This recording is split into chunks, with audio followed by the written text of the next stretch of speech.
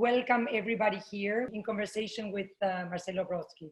So thank you, Gaëlle Morel from Ryerson University. Thank you, from Ryerson Image Center, sorry.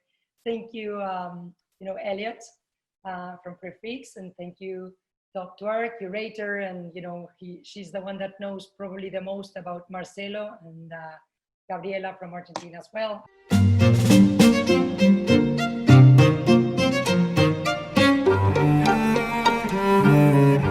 I think that the archive, going to the question of Claudia, and I believe that Gaëlle and Dot have much also to say about that, is an extraordinary source of inspiration and of visual material to create narration stories and art ideas. Because the more we move on to the 21st century, the more language is more visual.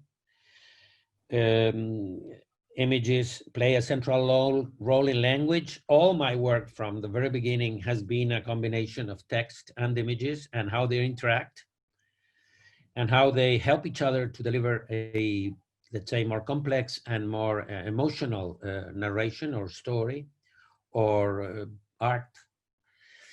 And that was from the very beginning with the class picture in 1996. Or from my previous works to that, which were words. It was a combination of words and images that I will probably show you a bit of. But the archive in this moment is in a central position to tell whatever story or whatever transmission of experience you want to deliver to the new generations. Without images, it's very likely that the younger generation won't pay any attention to your discourse, to your story, to your proposition. When there is an image that tells a story, tells what happened, then the contemporary young person will probably be more engaged. And therefore, I believe that images are essential, and archival images are essential to tell and transmit the experience of history and the experience we've had in our lives before, because that goes to a more emotional point in the viewer and a more, let's say, complete emotional reaction to what they are in front of. So I would like to hear, Gaëlle, what is your experience? I'm interested, obviously, in archival images for different reasons.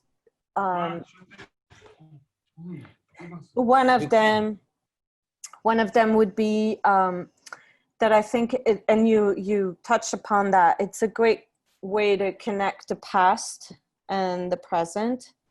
So it's interesting for me when you have a medium like photography that is so rooted in the present time. When you take a photo, it's kind of like right here, right now.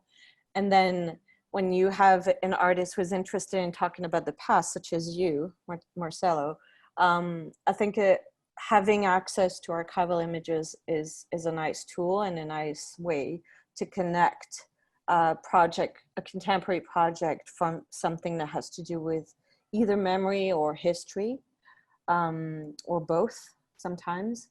And for me, that tension between past and present, and that how you can create something out of this tension, I'm very interested in. The other thing is I do believe that archival images are really interesting for artists to use. At least that's what I've been hearing, and been reading a lot about this, because one of the reasons is because these images are not always, don't always have a specific author or a specific aesthetics that, allows the artist to reappropriate the images in a free way.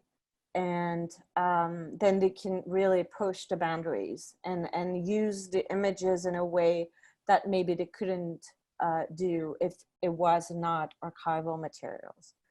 The other thing I like about archives is how institutions deal with them.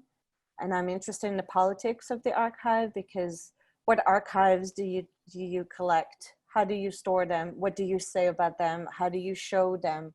How do you interact with them? Who do you invite to interact with the archive? What does your institution want to say in collecting such archives, and so on and so forth.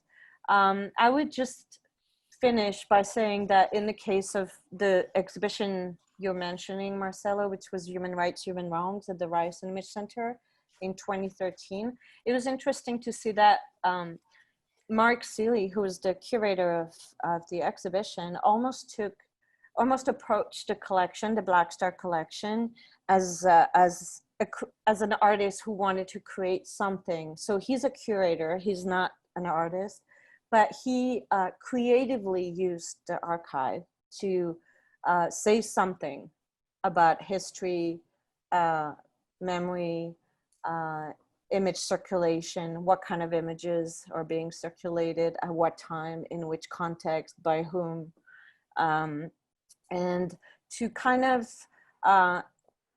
analyze and decipher what this Western visual culture entails. What do we know about different events based on the images that were accessible and given to us to see? And Black Star, for example, is an American-centric collection. It was funded in New York, and it's still operational in New York. So it has a very specific view on the world, obviously. And so for us to decide to preserve the collection and, you know, make it available and work with it, we have to always remember that where, you know, this collection comes from and what it was supposed to do. What were the images supposed to do at the time they were taken and they were circulated by Black Star? So I think in the case of, you know, Mark Seeley's exhibition, it was really having a take on the collection and to say, this is a very specific perspective. What can we say about it? And he focused more on representation of human rights and human wrongs, and that tension between the two, and really question who was taking the images, for what purpose, in which condition, in which context, etc. and etc. So I do believe archives, and specifically photographic archives, which is what I know most,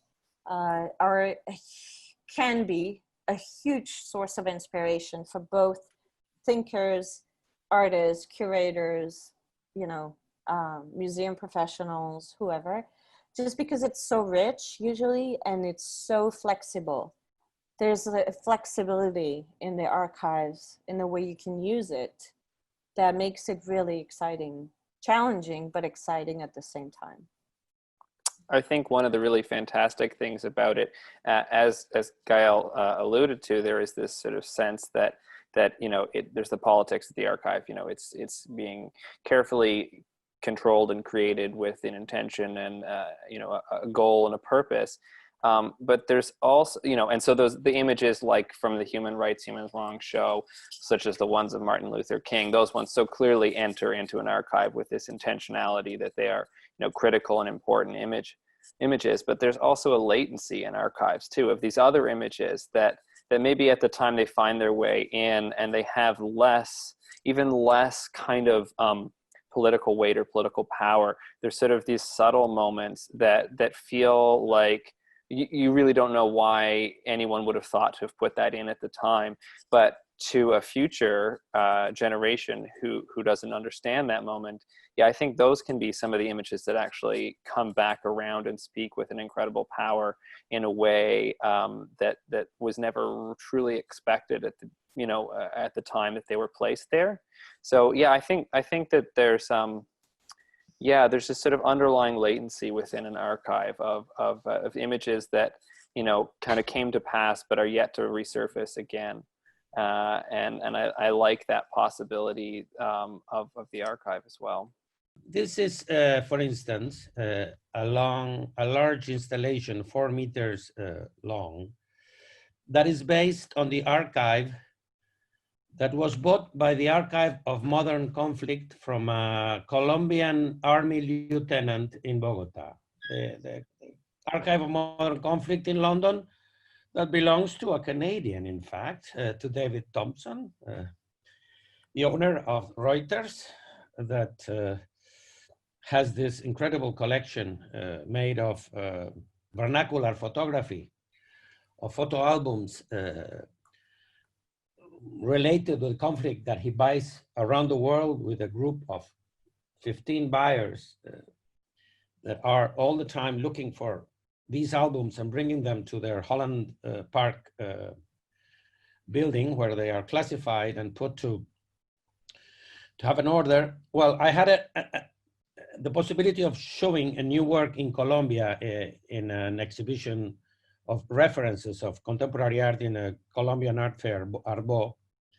So I went to this archive to check what they had about Colombia, and I found this album. What is very interesting about it is that it tells like a secret about the war. It not only brings information about what happened, but it does so in a way that it reveals details that are unknown. In this first image, for instance, the lieutenant is in his formation with the comrades of the military, and I write on the map. This is a map of the 17th century South America made by a Dutch sailor that I have the original. So I used this collection, this item of collection, which is also kind of an archive, a map of this case. In this case, there were no photography at the time. And we see him with his friends in the military academy. In the second piece, we see him in the Korean War, because Colombia sent a whole regiment, 4,000 soldiers, to participate with the US in the Korean War, which is the only Latin American country that sent troops. This was something I didn't know anything about, and in general, nobody knows. I even spoke with Ann Tucker that made a whole essay about war photography, and she wasn't aware of this presence of Colombia in the Korean War, but we have it in the album. And in the album, the lieutenant, Jorge Mendez Galvis, shows his lovers in Korea, the different lovers he has. He's circled in red. He knows lots of women. There are not many, let's say, images of war. I say love here, and there are a few images of his relationship with the American officers that they had parties with during social dining. This is also in the album. So it's a narration of the war made by one of the protagonists through his album. But the most interesting thing about the work is that in the last part of the album, the lieutenant shows his participation in a mission that was sent by the Colombian president government to repress a group of an uprising of peasants in the jungles of Colombia. Here the president is condecorating him, and he certainly puts the picture of the newspaper with his condecoration. It's his own album. And we see images of the combat. What is important is this operation, which was called Marquetalia, which happened in 1964, was the beginning of the Colombian War. After this group of peasants went into the jungle, they created the FARC, the Colombian, let's say, guerrilla group. And that started a war that lasted for 50 years until a couple of years ago that the peace was negotiated. This connection between the staff, the chief of staff of the Korean War and the Colombian action was never revealed by a research. It was hidden in images that were not to be seen because they were part of a personal memory of a combat person. They were not in the army, accessible in the army files. There are so many secrets and so many stories to be told that are inside the images, and that by working, researching, looking at them carefully, you can reveal. For instance, this became a very, let's say, interesting way of approaching the Colombian War. That's why the piece ended in several Colombian collections of contemporary art. But everything started. I knew nothing about Korea, I knew nothing about Colombia, in fact, only general things. And the pictures told the whole story. And they ended up being an artwork. That is one experience that I wanted to show you. Another one related with the class picture is what happened when I showed the class picture in the school. I mean, the class picture was shown for the first time in the school, the same school where I went, where my daughter is now studying, although remotely. And this was 20 years after the coup, when we counted for the first time how many victims we had in the dictatorship, that were 120 from the school. So I did this intervention on the class picture and showed it to the students. And the sun was reflecting on their head, on their faces when they're looking at the piece that was framed with glass in the main hall of the school. And we had this communication, this moment of exchange of experience through the image, telling the story of our generation to a new one based on the texts that are written in the picture, the fact that we are all together sitting in the class picture that has become an icon of so many generations, and they suddenly understand it could be them. There is an identification. I mean, this picture, they took a similar picture in the same place, the music class downstairs in the school. So this way of telling the story was much more, let's say, close to their hearts. And they could spend 15 minutes in front of it, reading and relating it with their own experience. And that's how I see that the transmission of experience works, through artwork that is based on an archive image, in this case, a personal archive, but that doesn't make it so much different. In this case, yes, because I'm one of the students, they are all, so it's all this mixed elements in the history and in the present that come together in that. And to finalize the use of the archive, I have maybe, you know, this work that I've shown recently around Europe, and that I will be showing soon in September in the International Center of Photography in New York. 1968, the fire of that's a 1968. That's a 1968 work that is based on a very extensive research on archives throughout the world of the events of 1968. This is, for instance, Amsterdam with the Provo movement that even led me to do a whole work about the Provos. And everything comes from the files. Go into the collection, search, license the picture. All these images have the rights cleared. I don't work with appropriation, but with licensing. So I always quote the name or the institution that has, because I need a high res to work on the way of showing how many places at the same time were in action in 1968. Belgrade, Berlin with Rudi Dutschke in the front that was shot only a few months after this in Berlin. Bogota,